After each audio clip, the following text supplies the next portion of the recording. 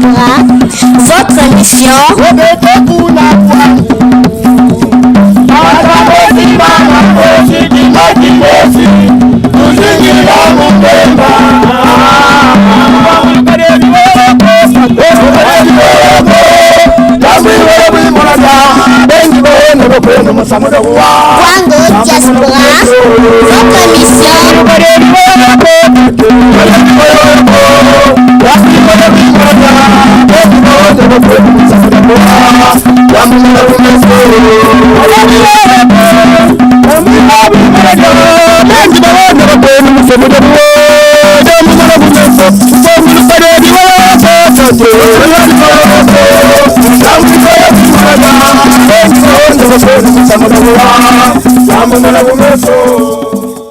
Voilà, chers auditeurs, bonsoir.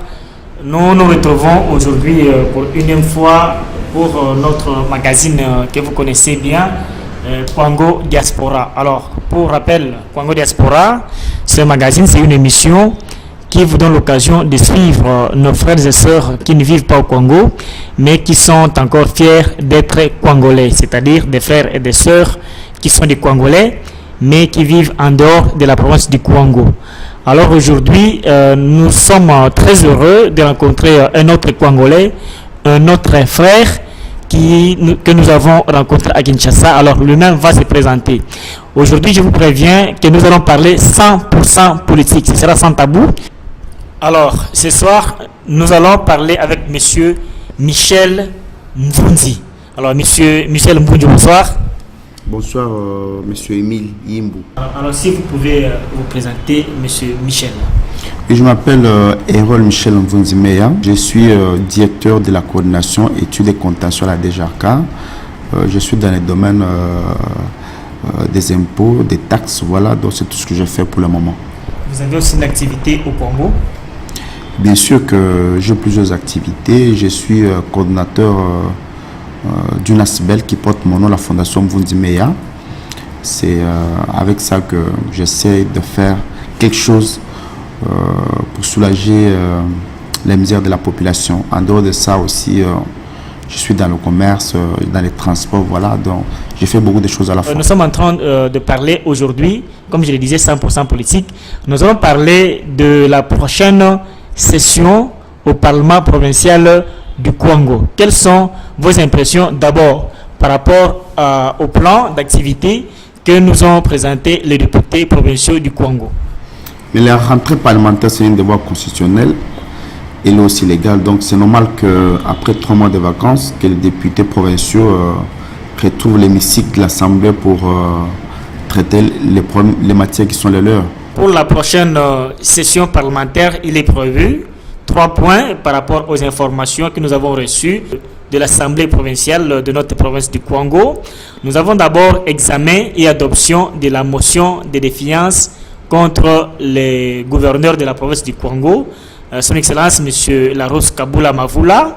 Donc, la motion qui avait été votée dans les sessions précédentes va refaire surface. Dans le deuxième point, il est prévu que les députés fassent un rapport de la gestion de l'Assemblée provinciale. Depuis que l'Assemblée provinciale a été établie pour la province du Congo, je crois que ça sera la première. Eh bien, ils vont donc faire une sorte d'auto-évaluation de la gestion de leur propre institution. Et après, dans le troisième point, il est prévu le budget de la province pour l'année 2018.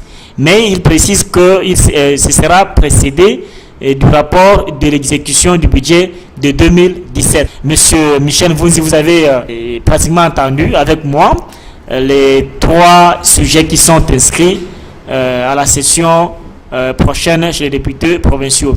D'abord, selon vous, quel est le sujet le plus qui ne devrait pas manquer au fait? Bon, je dis que je ne connais pas tes sources, mais je dis déjà d'entrée de jeu que c'est un draft.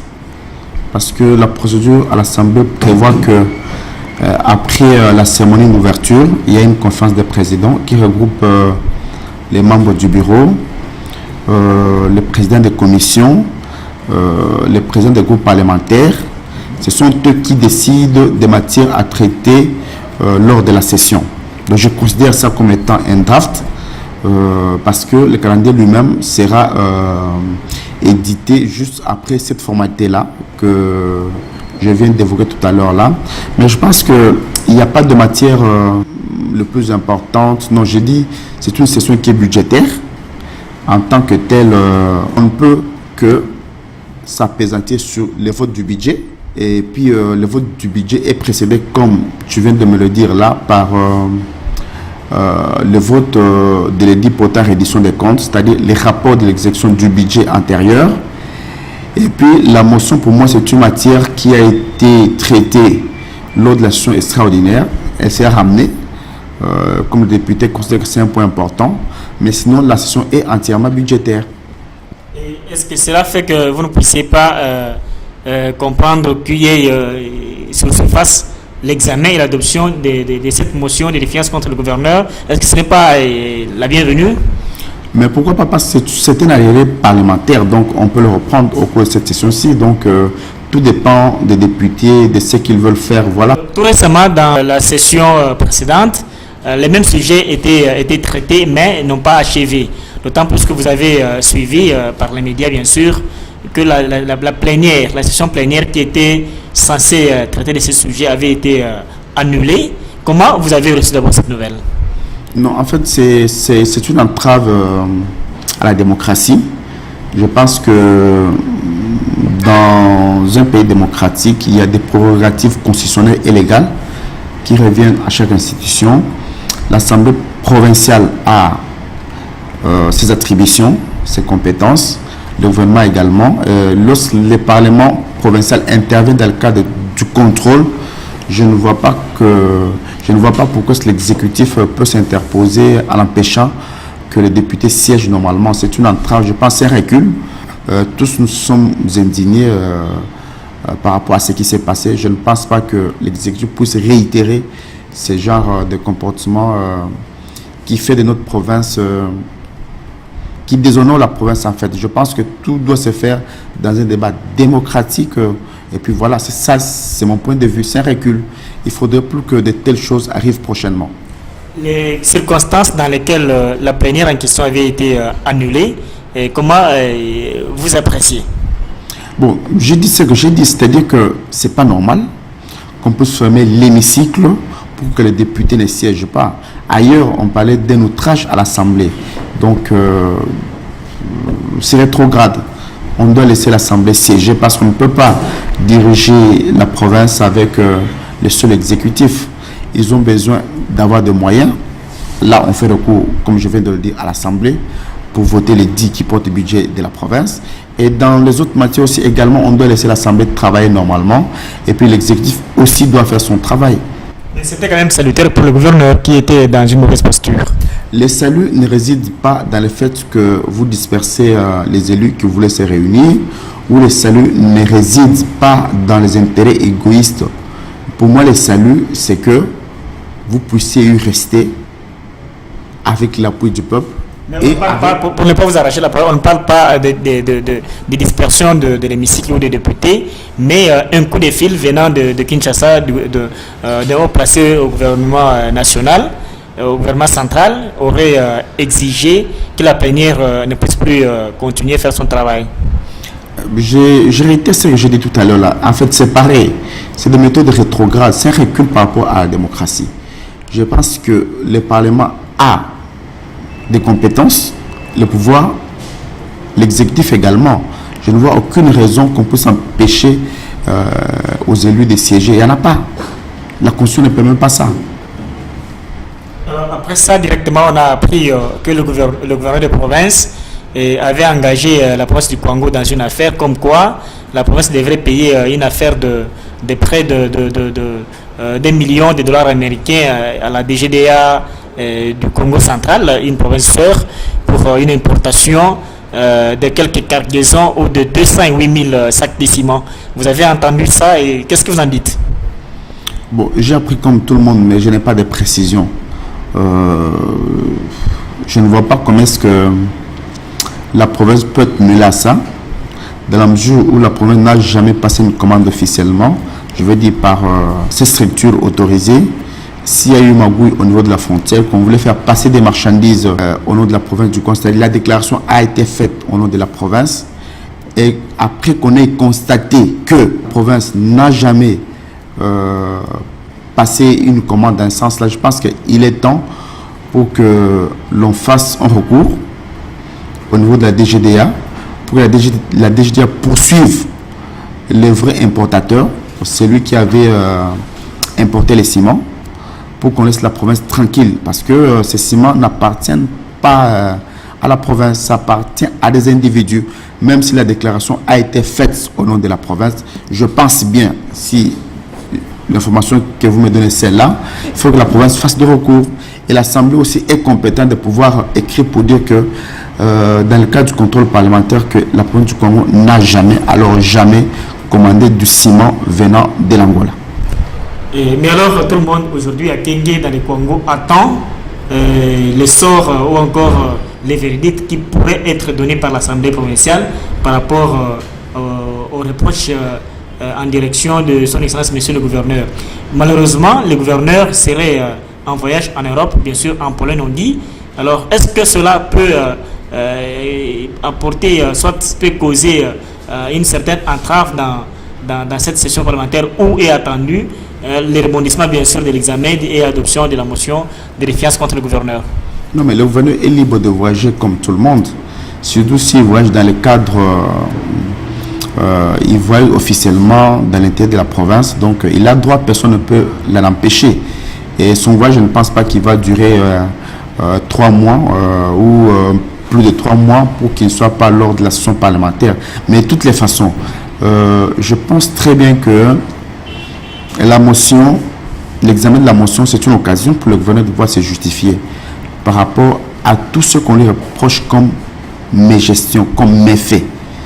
C'est l'occasion pour lui de dire aux Congolais qu'il n'est pas mêlé à cela. Mais en tout cas des causes, en ce qui concerne l'Assemblée provinciale, elle doit aussi s'assumer. C'est elle qui a fait, qui a diligenté l'enquête et qui a établi les rapports. Apparemment, j'ai lu les rapports, il est accablant. Voilà, leur crédibilité peut être entamée si jamais l'Assemblée ne prenait en compte cette exigence-là, parce que c'est eux ce sont les députés provinciaux qui ont mené l'enquête, qui ont établi de fait de mes gestions. J'ai lu l'incompétence, l'immobilisme. Je pense qu'il faudrait qu'ils tirent les conséquences de cela.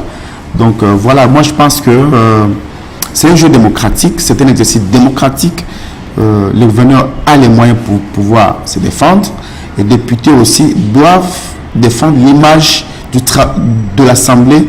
En même temps, ils doivent défendre le travail qu'ils ont fait. Est-ce qu'ils ont raison de reprocher au gouverneur tous ces griefs que j'ai vus dans les rapports? S'ils ont raison, alors dans ces cas-là, ils vont tirer les conséquences. S'ils n'ont pas raison, le gouverneur peut fournir des éléments, des réponses qui peuvent aussi convaincre l'Assemblée pour que celle-ci puisse abandonner sa procédure de destitution du gouverneur. Donc voilà, dans tout état de cause, c'est à l'issue de l'examen que nous saurons de quoi il s'agit au juste. Alors, dans le deuxième point, par rapport aux nouvelles que nous avons reçues de Kenge, les députés vont faire le rapport de la gestion de l'Assemblée provinciale. Et comment vous accueillez cette nouvelle? Ils vont donc faire une sorte de préévaluation? En fait, ce n'est pas une nouveauté. Comme je dis, moi j'ai eu la chance d'avoir travaillé à l'Assemblée provinciale de Kinshasa en droit parlementaire. Il est toujours prévu que les bureaux rendent compte chaque année de la gestion, en fait de sa gestion. Vous savez que l'Assemblée provinciale bénéficie des allocations budgétaires en termes de fonctionnement, en termes de primes, en termes de... Il y a des lignes budgétaires qui sont ouvertes en faveur de l'Assemblée provinciale. Même si l'Assemblée provinciale bénéficie de l'autonomie administrative et financière, mais elle doit rendre à ses pairs. En fait, les membres du bureau doivent rendre à leurs pairs, qui sont les députés provinciaux, compte de leur gestion. Ça aussi, c'est important. C'est aussi un exercice démocratique. Le bureau doit se laisser faire contrôler. Il faut le bureau rendre compte de tous les crédits qui ont été alloués en leur faveur pour savoir comment ils les ont gérés. C'est aussi un exercice démocratique.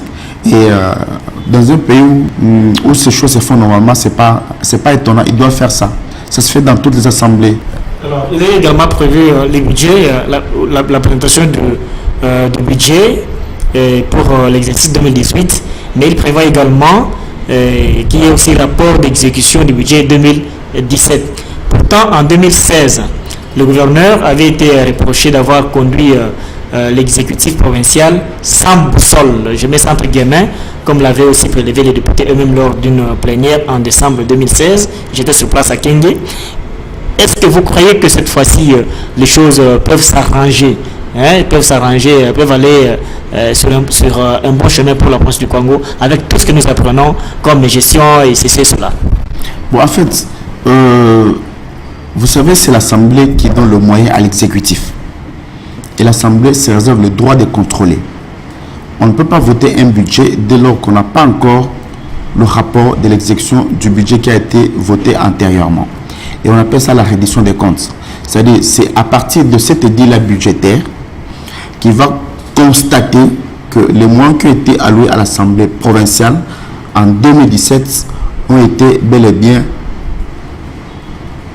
les moyens ont été bel et bien dépensés. Et suivant les lignes budgétaires, suivant les crédits qui ont été prévus.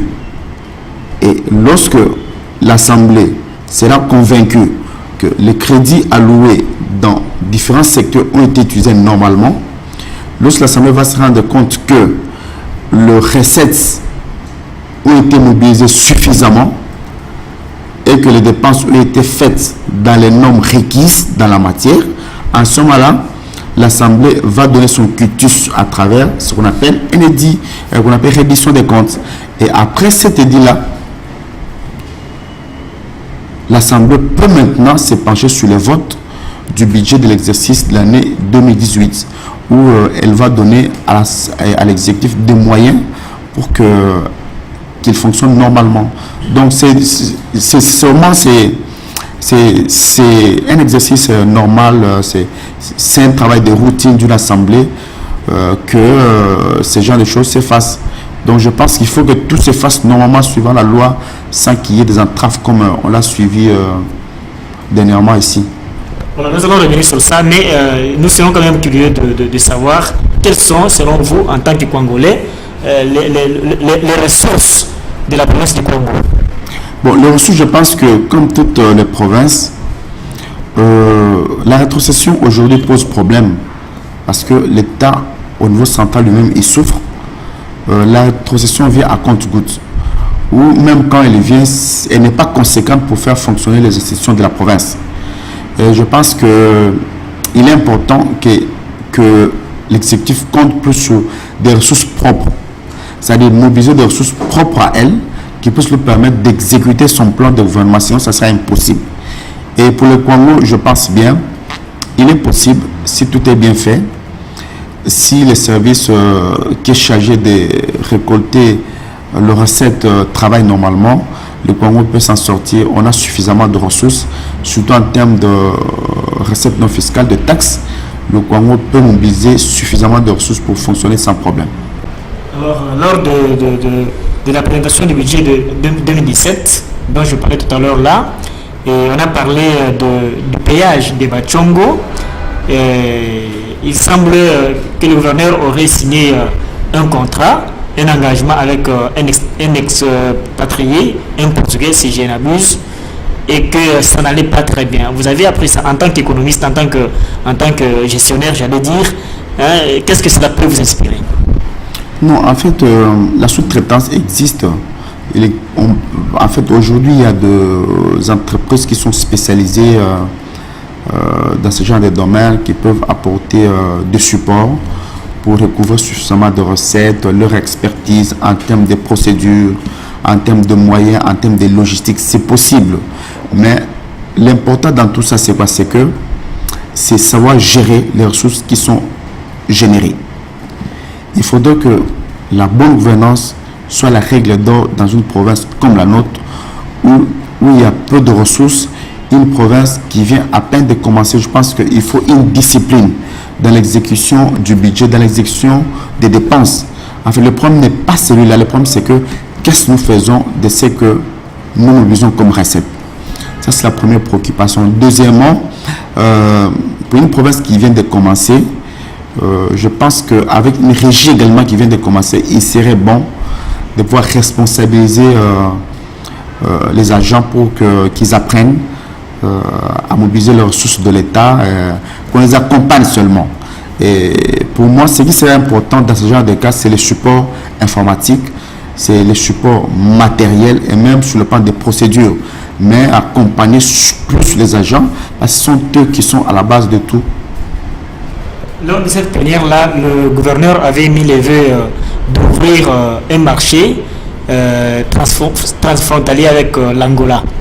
Qu'est-ce que cela peut apporter au Congo? Non, en fait, le commerce transfrontalier ne relève pas de la compétence de la province. Ça relève de la compétence du gouvernement central. Mais la province peut bénéficier des activités qui sont, en fait, des activités qui s'y déroulent. C'est-à-dire que lorsque l'État au niveau national, parce que les frontières relèvent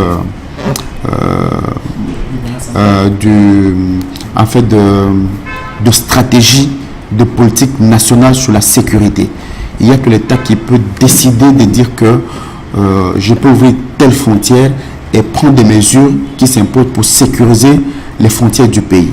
Mais les commerces qui s'effectuent, il y a certaines taxes que la province peut pouvoir collecter, mais il n'appartient pas au gouverneur de dire qu'il va ouvrir des marchés frontaliers. Non, non, non, non. Ça, c'est un pouvoir qui relève exclusivement au gouvernement central. C'est une erreur de pouvoir, baser la mobilisation de recettes sur un acte qui ne vous appartient pas. C'est une erreur. Je pense qu'il faut prendre des ressources qui vous reviennent proprement.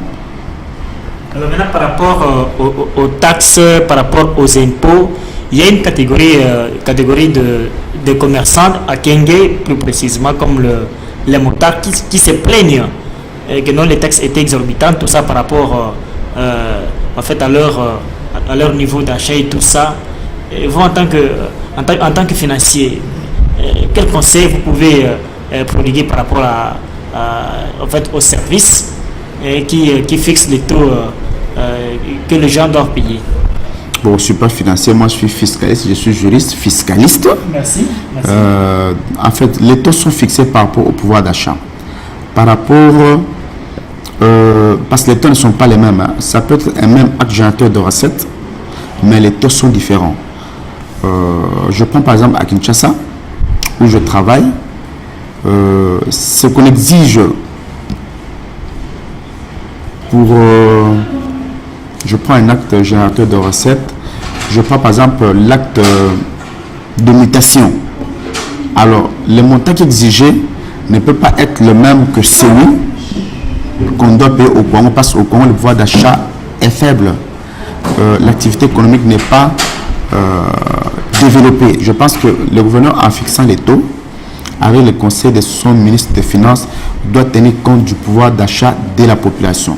Parce que trop d'impôts tue l'impôt. Il ne faut pas asphyxier les opérateurs économiques. Il faudrait une fiscalité qui soit adaptée aux réalités économiques de la province. Avec des taux qui sont facilement, avec des taux qui ne sont pas difficiles à pouvoir supporter, je pense qu'on peut gagner en termes de nombre d'assujettis. Qu'au lieu de fixer des taux exorbitants, et en fait, là, les gens vont se verser dans le commerce informel qu'on ne sait pas maîtriser, qu'on ne sait pas canaliser pour pouvoir capter les recettes de l'État. Comme nous parlons des activités économiques, il y a également le marché central de Kenya qui pose ces problèmes. Et l'entreprise Padir avait été chargée de construire tout ça. Et entre-temps, les marchands restent le long du boulevard. Et ça fait aujourd'hui près d'une année, le marché n'est toujours pas construit et que les habitants, en fait pas les habitants, mais les marchands travaillent sur des étalages qui ressemblent aux huttes du 2e siècle avant Jésus-Christ. Vous, en tant que Congolais, aussi en tant que responsable, qu'est-ce que cela vous inspire? Bon, le domaine de la construction des infrastructures, ça a l'air vraiment... c'est trop complexe. Je ne connais pas le moyen dont dispose la province. Je ne connais pas aussi les contrats que le gouvernement a signé avec PADIR pour savoir quel est le délai d'exécution, quel est l'apport de la province.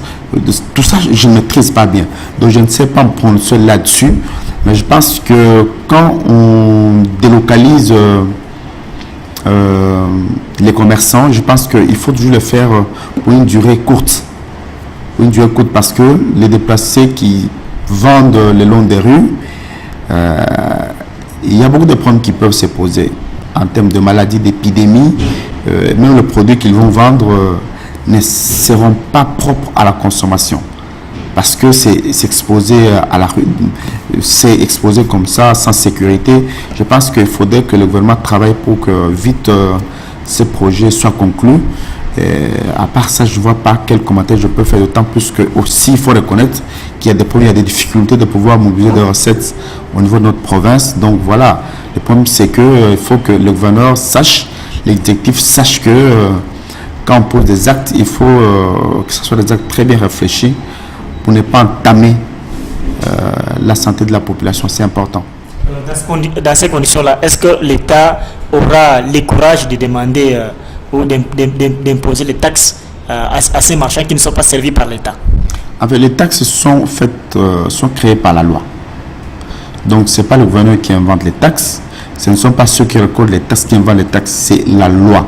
La loi prévoit des taxes dans tous les secteurs. Si vous êtes assujetti à ces taxes, vous devez payer. Mais c'est ça notre problème, est que les commerçants, eux, ne sont pas servis par l'État. Je parle de l'État et non du gouverneur. Ils ne sont pas servis par l'État par le simple fait que les marchés traînent toujours à être construits et que les marchands ils se débrouillent dans la poussière. Alors ils doivent payer, seront-ils assujettis, seront-ils obligés de payer les taxes et les impôts dus à leurs activités? Non, l'État, dès lors qu'il y a un revenu, l'État doit percevoir. Et puis pour les taxes, généralement les services que vous demandez, l'État est toujours là pour vous protéger. La rue appartient à l'État. Donc voilà, même le long, tu m'as dit qu'ils vendent le long de la rue, donc la rue appartient à l'État. Et puis quand on vend des produits, il faut savoir aussi que l'État perçoit aussi par mesure de prévention. Ça peut causer des maladies à la population. Il faut que l'État prenne des mesures pour avoir des moyens suffisants pour faire face à ce genre de choses au cas où cela arrivait. La taxe a toute une philosophie, il y a toute une pédagogie à développer si on a le temps prochainement. Voilà, nous courons derrière le temps. Nous allons vous dire merci bien sûr, mais est-ce que vous avez quelque chose à ajouter? Non, je demande à tous les Congolais que le Congo c'est notre patrimoine commun. Pour moi, c'est notre village à nous tous, c'est notre maison à nous tous.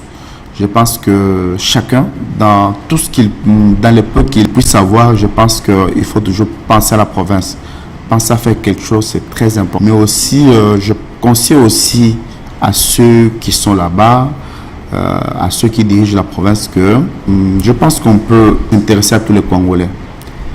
Disséminés dans le monde entier, tous ceux qui peuvent apporter quelque chose, même s'ils ne sont pas politiques, même s'ils ne sont pas de la coalition majoritaire qui dirige. Je pense qu'on peut faire recours à l'expertise de tout le monde pour le bien de la province. C'est important aujourd'hui, tous les Congolais du monde entier bouillonnent partout, ils passent au Congo. Je pense qu'il faut capitaliser toutes ces énergies-là pour l'intérêt de la province, pour que ceci se développe. En même temps, il faut que nous puissions tous promouvoir les règles de bonne gouvernance dans la gestion des affaires publiques. Pour finir complètement, des salutations, un petit mot à ceux qui sont restés au village. Mais là, je demande que ce soit dit dans votre langue maternelle, en Kiaka, si vous voulez. Bon, pour tous ceux qui sont au Congo, Beno Goulbatata Mama, Boti, Betukwe Salanga, Mdiambudia, de Beno Congo.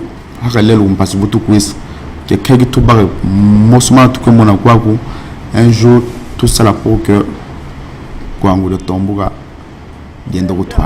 Merci.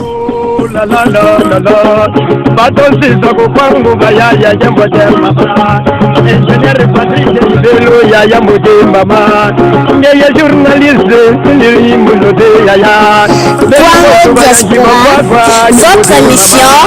Kuna province ye kwangu benu kembote mama. Kuna kengi kuna tetuka yaya kembote mama.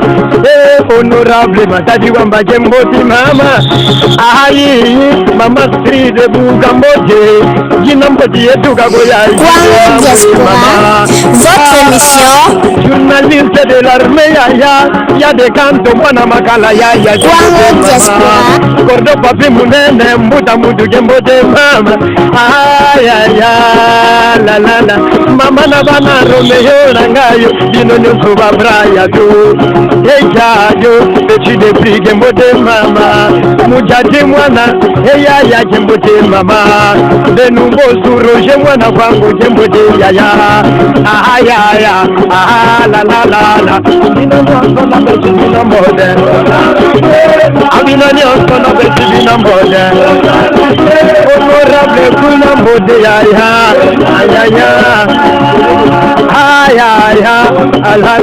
la bebe fille mwe kimbote mama bebe fille mbuya ya kimbote yaya ina ndinga yazinde munjila kwangwe mama ina ndinga yazinde munjila kwangwa yaya eya zeta preso nje ya kimbote mama rezine ngobuta zinde kimbote yaya kuna konji yelwengu kuna yetuka yaya ya ditingi mama ya kimbote ya ina nyonso na besibina mbode abina nyonso na besibina mbode papa nanga babrande ya tu ayaya honorable Felicien ya kimbote ayaya Kwango Diaspora, votre émission.